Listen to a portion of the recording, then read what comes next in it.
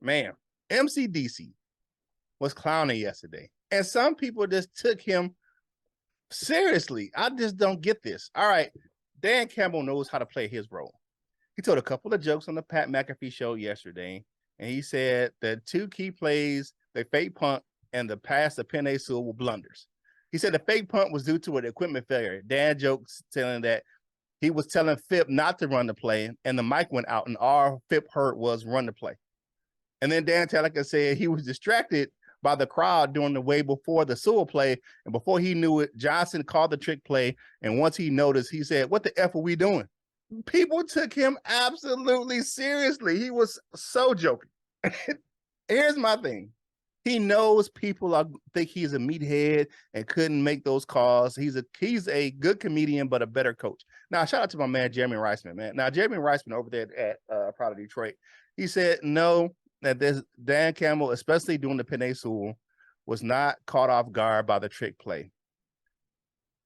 On a radio interview he did prior to the Pat McAfee show yesterday on 97.1 The Ticket, he said that he didn't see the crowd doing the wave. He said the whole thing was a little bit weird because of the fact that he didn't see the wave because he was focused on the play itself, and he made sure he reminded Goff in the headset, make sure you tell Penei Sewell to stay in bounds when he, during the play. So there's no way he could have been distracted by the crowd doing the damn wave. People, calm your asses down, man. The dude was joking. You have to look at Dan Campbell. He is a clown. The dude jokes all the time. If you don't look at some of the jokes he told during the Hard Knocks at the end of the shows, all those outtakes at the end of the show, he was always clowning. Man, he was.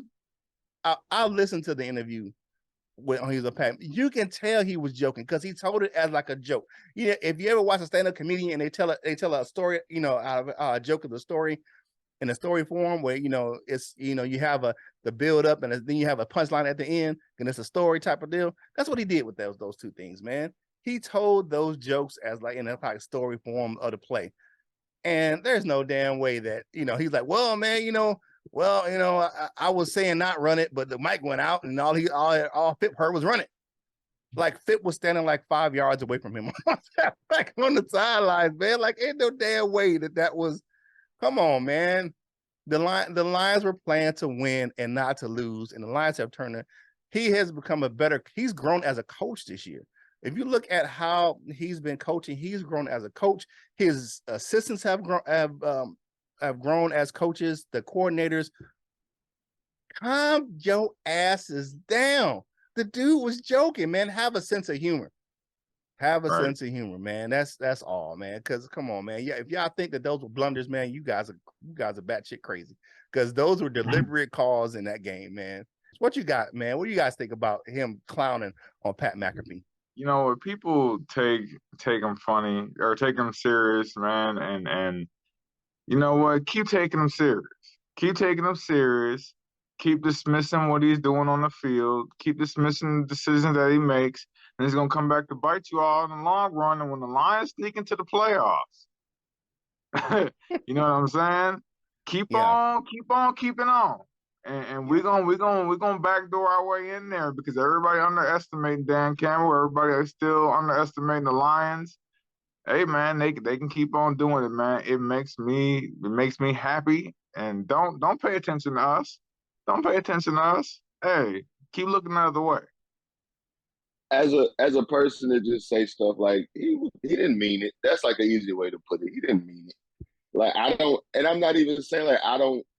Without the second part of him him having a separate conversation where it's obvious that he was paying attention to those things, I wouldn't have thought it was.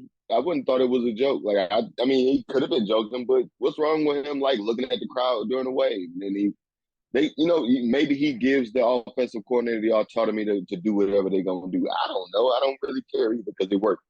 So people do those types of things, man, and all it sounds like he was bullshit. It just whatever. I don't care. But what it sounds like is it's a saying. Wise man can play the part of a fool, but a fool can't play the. You know what I'm trying to say? Fool can't play the part of a wise man. But a wise man can play part of a fool. So if he just having fun, man, just accept it as fun, man. Don't ride with it. Like, even if you would, whatever, man. Shut up. Yeah, just I'm saying, calm down, people. I mean, he's doing his thing, man, and he's having fun. His team is winning, and he deserves credit for what the team is doing right now. You know what I'm saying? And he's currently. I read somewhere yesterday, or I don't know if they've been voting already, but they said he's currently second, or is it maybe second favorite to win? Yeah, the odds makers out in Vegas, man. If the Lions make the playoffs, I would say he needs to be the coach of the year. Yeah. If the Lions make the playoffs, I think he deserves that to be the coach. If he's second, who's first? Who's first? Oh, it's got to be the guy in Philly. He's got to be. Yeah, the guy in Philly. Philly is killing it right now, so it's got to be him. Yeah, got to. Hey, to hear what Coach Mike and LL had to say about this topic, man, tune into the full version of today's Lunchtime Detroit Lions Talk, brought to you by Detroit Lions on the Prowl, right here on your home for Detroit Lions Newsroom.